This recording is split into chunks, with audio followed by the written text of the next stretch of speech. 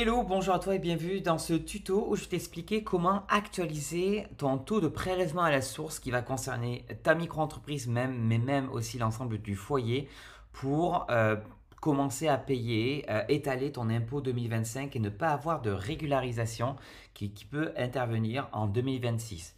Parce que malheureusement, les impôts sont au courant du chiffre d'affaires que tu fais avec ta micro-entreprise qu'un an plus tard.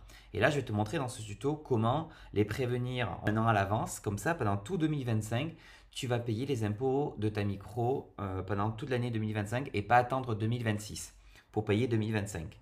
Et ce tuto concerne uniquement ceux qui n'ont pas opté pour le versement libératoire. Tu sais, la petite option qui te permet de payer 1 à 2,2% de ton chiffre d'affaires à l'URSSAF. Et si tu te demandes est-ce que tu es concerné par le versement libératoire, regarde ta dernière déclaration de chiffre d'affaires. Normalement, tu dois avoir une ligne qui doit être indiquée si tu as opté ou non pour le versement libératoire. Allez, c'est parti. On va sur le site impôt.gouv.fr sur l'espace particulier. Donc tu devrais arriver sur une page comme ça et tu vas cliquer ici sur gérer mon prélèvement à la source. Tu devrais arriver sur ce genre de page et là tu vas pas sur gérer vos comptes, tu vas cliquer sur actualiser suite à une hausse ou une baisse de vos revenus. Ici on te dit bien que c'est bien pour les revenus N+1, donc là on est en décembre où je fais le tuto et donc du coup là tu l'as pour janvier, pour 2025. Alors là, on te demande ta situation en 2024. Est-ce que tu étais en métropole? Est-ce que tu étais à l'étranger, etc. Donc là, remplis les informations qui te concernent.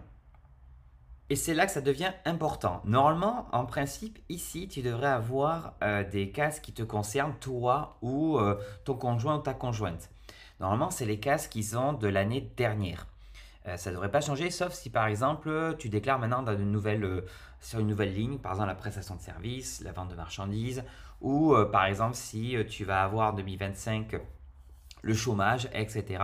Parce que là, on te demande ta situation 2025.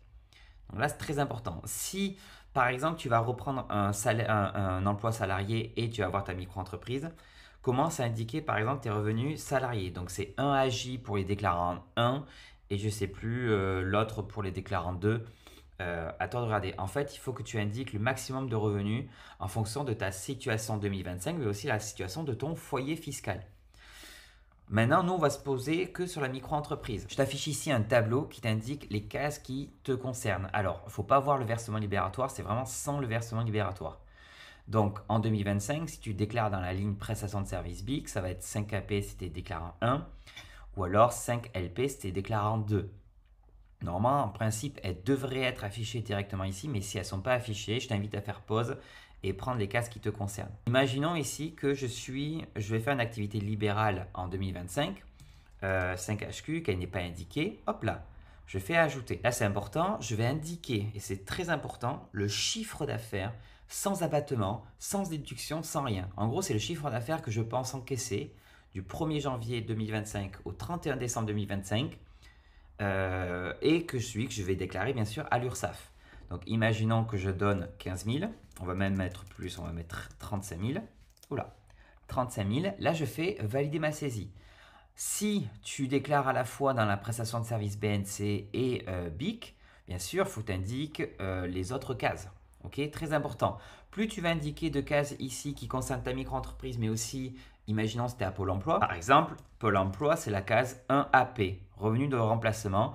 Et là, je pense recevoir, je ne sais pas moi, 5 000 euros de Pôle emploi en année 2025. Donc, sans abattement, sans rien pour la micro-entreprise, je fais valider ma saisie. Là, il te demande est-ce que vous voulez valider votre déclaration 2025. Bon, je ne vais pas le faire parce que du coup, ça va foutre en l'air mon taux de prélèvement à la source. Mais là, tu vas pouvoir faire valider. Alors, je vais essayer de le faire avec mon activité parce que je ne suis plus en micro-entreprise.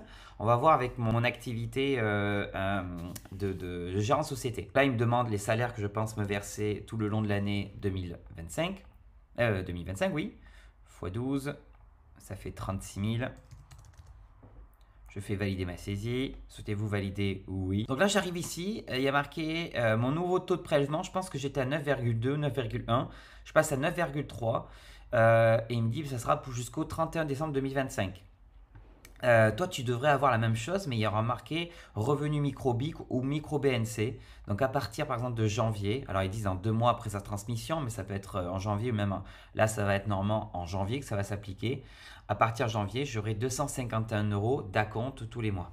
À quoi ça sert de faire cette démarche? Ça sert vraiment pour dire je souhaite en 2025 payer directement mes impôts micro tout le long de l'année plutôt qu'attendre 2026 pour faire ma déclaration et payer 2025. Moi, je recommande vraiment de faire ça. Et là, je fais confirmer.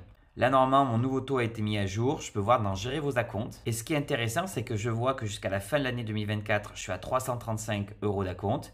Et en janvier, je baisserai mon montant d'acompte. Je suis à 251 euros d'acompte tous les mois. Ça me permettra, du coup, en 2026, quand je ferai ma déclaration de revenus qui concerne 2025, je n'aurai pas de régularisation à payer. Alors, vous allez me dire, oui, mais bon, est-ce que par rapport à ma prévision, est-ce que si j'ai fait plus de chiffre d'affaires ou moins de chiffre d'affaires, il va y avoir une régularisation? Oui, si tu as fait plus de chiffre d'affaires que ce que tu as indiqué ici, eh bien, tu auras juste à payer la différence. Par contre, si tu as fait moins de chiffre d'affaires que ce que tu as indiqué, l'avantage, c'est que tu vas pouvoir recevoir et te faire rembourser auprès des impôts. Et petite information encore supplémentaire, cette démarche que je viens de la faire, tu peux la refaire aller 2 fois dans l'année. Il vaut mieux le faire en début d'année. Comme ça, si tu penses que tu as perdu un gros contrat en cours d'année, tu peux dire, bah, tiens, je vais refaire actualiser suite à une hausse de mes baisses de mes revenus. Et ça va permettre de pouvoir baisser ton montant d'acompte. Moi, je recommande de faire cette démarche le plus tôt dans l'année. Là, on est en décembre, tu peux le faire en décembre 2024 pour 2025. Mais si tu auras cette vidéo en 2025, que ce soit en janvier, février, mars, c'est très bien de le faire le plus tôt possible dans l'année. Si tu le fais en juillet, c'est pas dramatique, mais il faut vraiment le faire le plus tôt dans l'année. Voilà, j'espère que ce tuto t'a plu. Je te dis à très bientôt pour un nouveau tuto sur le micro. Salut, ciao!